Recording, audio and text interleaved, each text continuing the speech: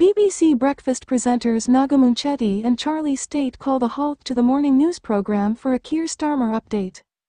BBC breakfast presenters Naga Munchetty and Charlie State halted the Saturday morning news program for a Keir Starmer update.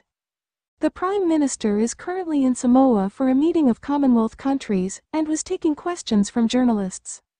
Naga and Charlie had been hearing from Lys Doucet, chief international correspondent, about the situation in Israel and Iran.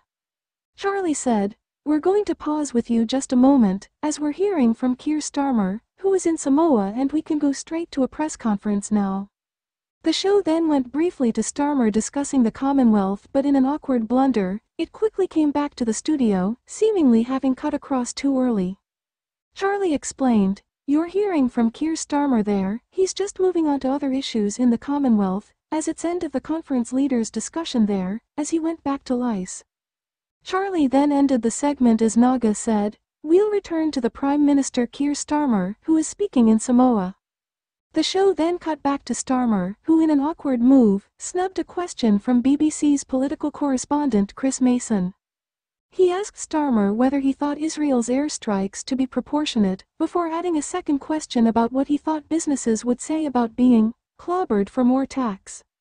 Starmer responded, "On the question of the strikes, Israel does have the right to defend itself, but we are urging all sides to show restraint, and that's why I am very clear Iran should not be responding to this, and those are really important messages of de-escalation everyone needs to heed.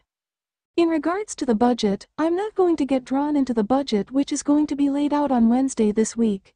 The interaction sparked reaction from viewers, as one said, "Chris Mason just been ignored by Starmer," as another added, "Chris Mason was shut down beautifully."